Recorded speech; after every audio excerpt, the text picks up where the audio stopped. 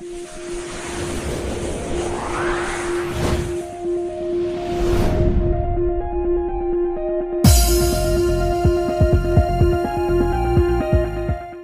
क्या बताते हैं, उदय अस्त बीच चक्कर चले थे, ऐसी जन ठकुराई।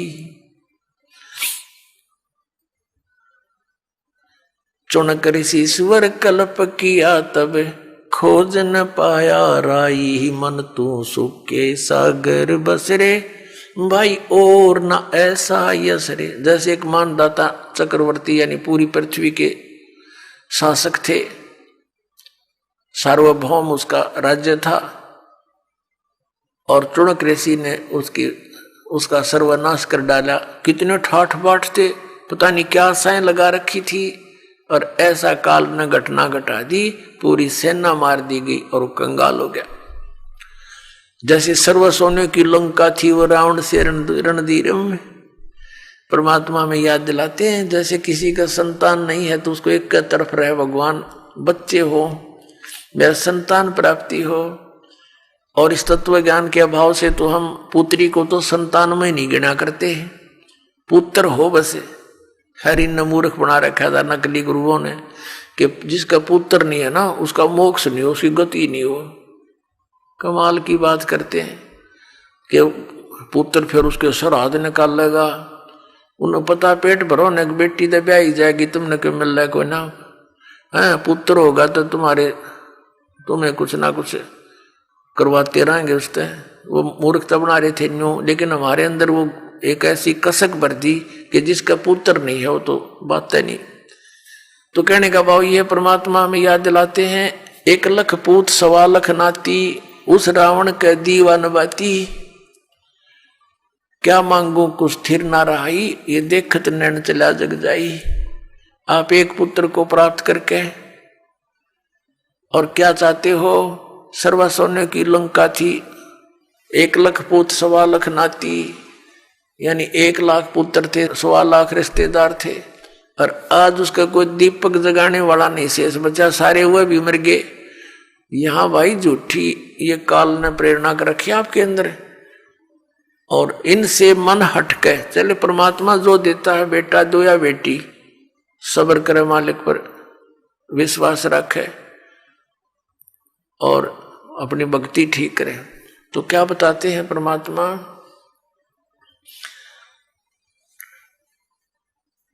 कि तुम यहां इस काल के लोक में कितने दुखी हो और कितनी बार तुम्हारा जन्म मृत्यु हो चुका है।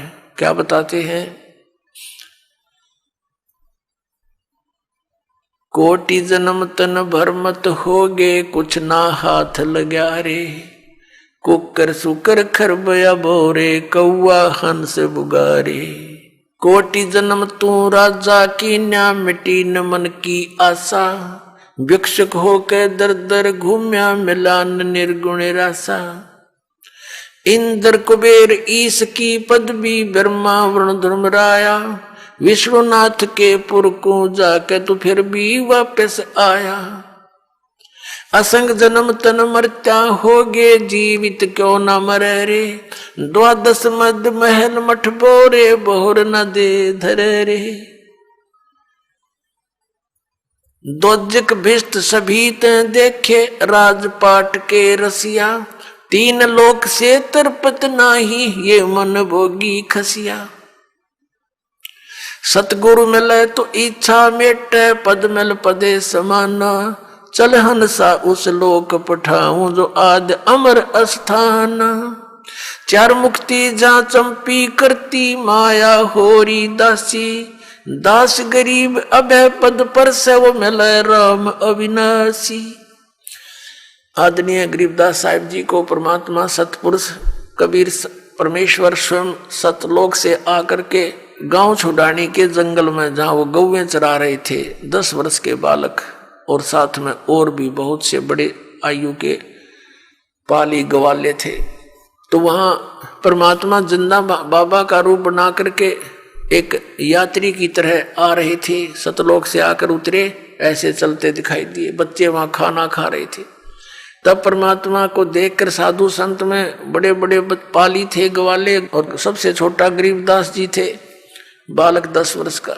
सभी ने प्रार्थना की, महात्मा जी भोजन पालो, भोजन पालो, आ जाओ बैठो।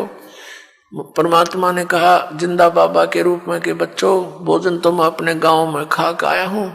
आपका गांव कौन सा है? पालियों ने पूछा कि सचखंड, सतलोक है मेरा गांव। कितनी दूर है यहां से? कि 16 शंख कोस की दूरी पे। बच्चा ने सोचा 16 कोस होगा। कहने लगे बाबा जी इतनी दूर से चलकर आए हो, कुछ तो खा पी लो। हम ऐसे नहीं जाने देते अपने अतिथि को, आपने दूध तो पीना ही पड़ेगा। ये एक विशेष अतिथि सत्कार था हमारे गांव में। राह चलते व्यक्ति को बहुत सत्कार से आहार कराते थे, रोकते थे, भाई सफर लंबा है, कुछ देर रेस्ट कर ले, कुछ खा पी ले, फिर चला जाना। तो परमात्मा ने कहा भाई दूध अगर पिलाओगे ना, मैं तो कुंवारी गाय का पिया करूं दूध, कुंवारी गाय का दूध पीता हूं। तो वो दूसरे जो पाली थे बड़े, को 50 वर्ष का, को 30, को 40 वर्ष का, वो कहने लगे बाबा जी मजाक ना करा करते, आप मजाक करते हो, कुंवारी गाय दूध देती है। अगर भाई देख लो दूध पिलाना है तो कुंवारी गाय का पीता हूं मैं।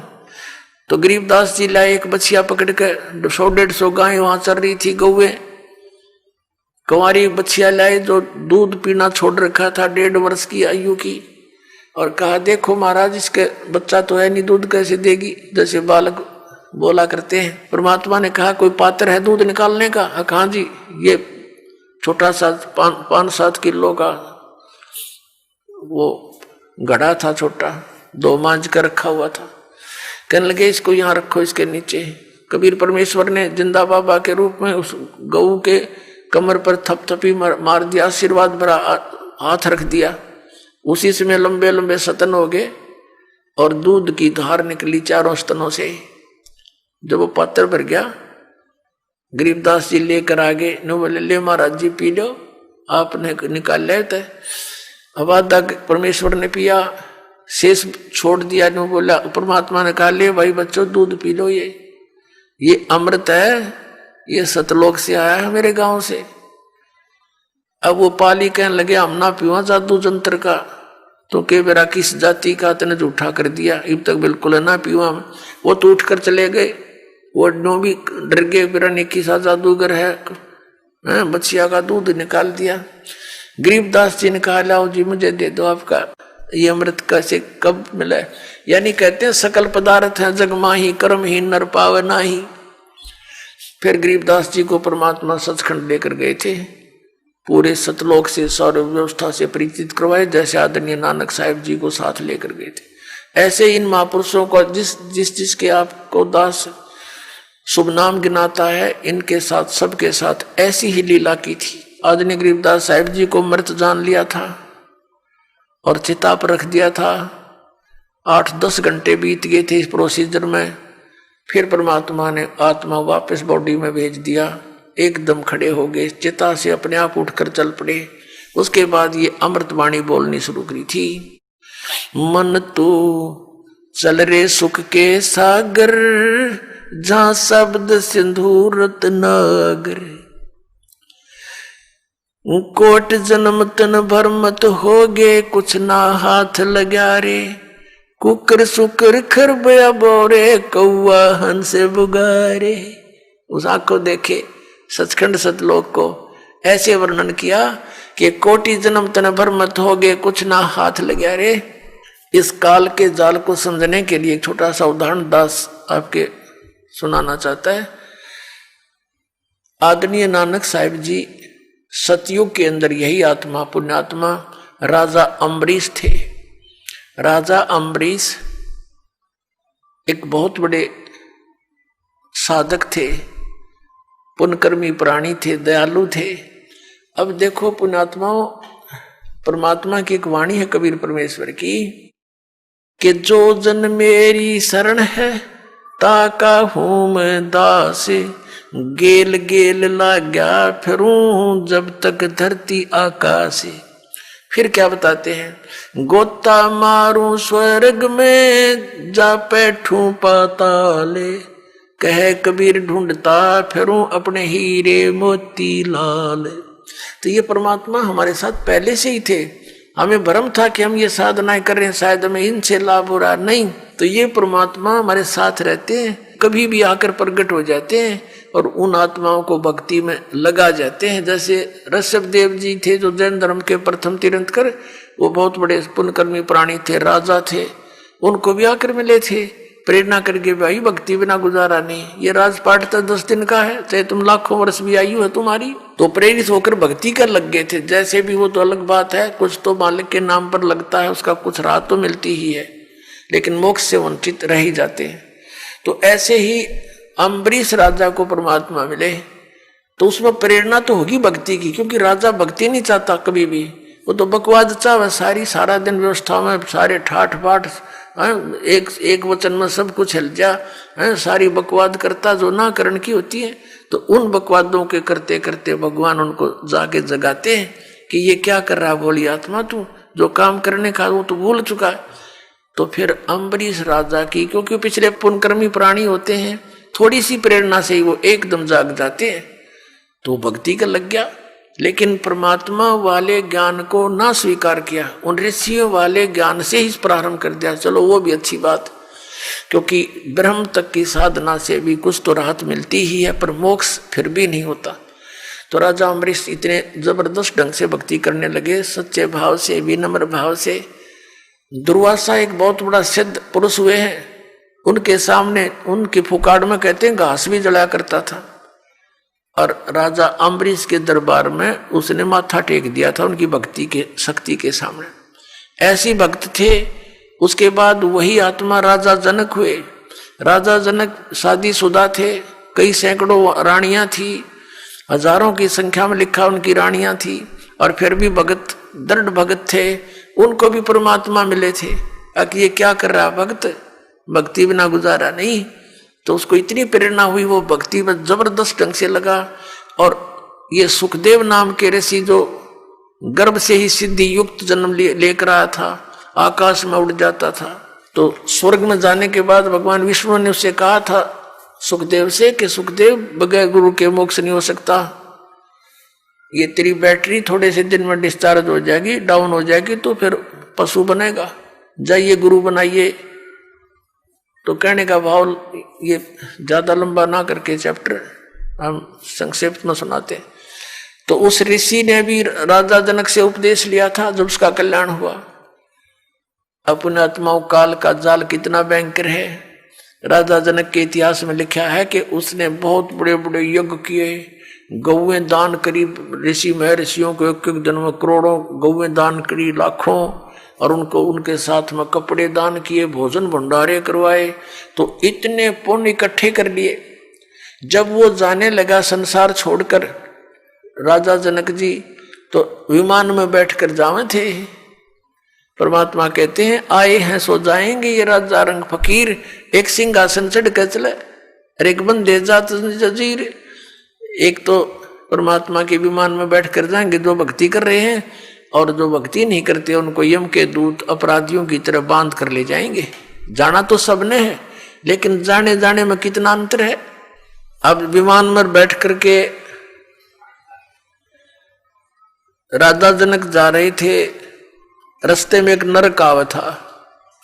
उस नरक के अंदर 12 करोड़ आत्माएं जीव अपने पाप कर्मों का दंड भोग रहे थे। हाहाकार मच रहा था, रुदन मचा रहे थे, रो रहे थे। राजा जनक ने जहाज के पायलटों से कहा कि अभी विमान रोको।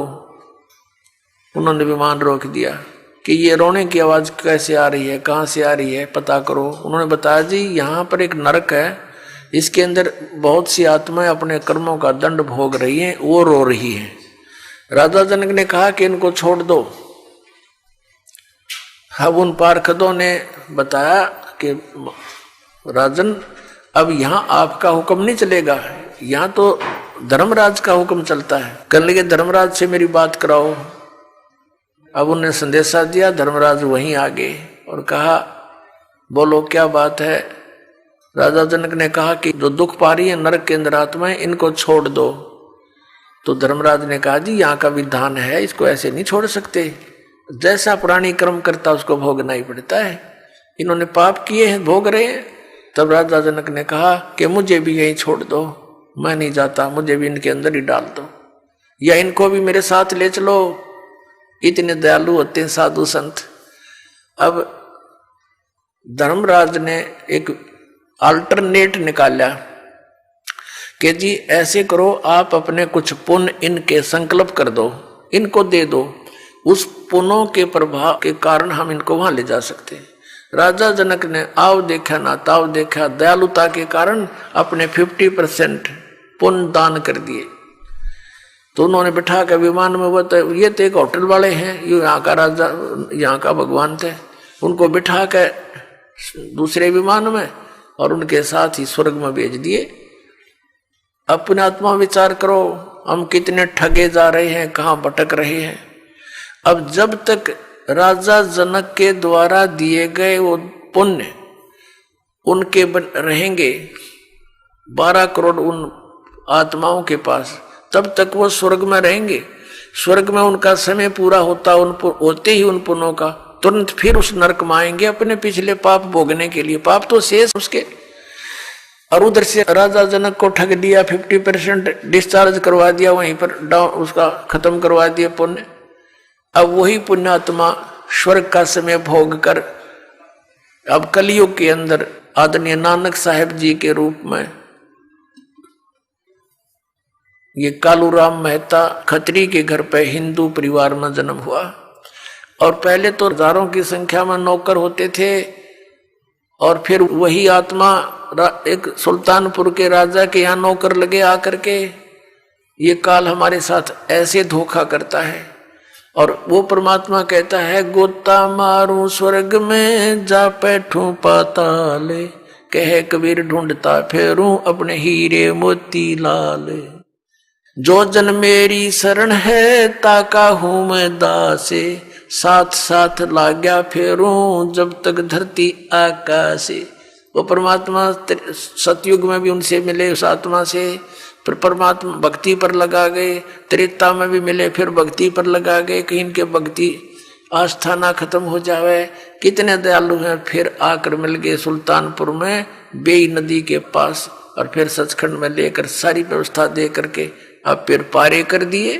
कहते हैं जब लग धरती आकाश उसके साथ रहूंगा, पार करके छोड़ूंगा तुमको।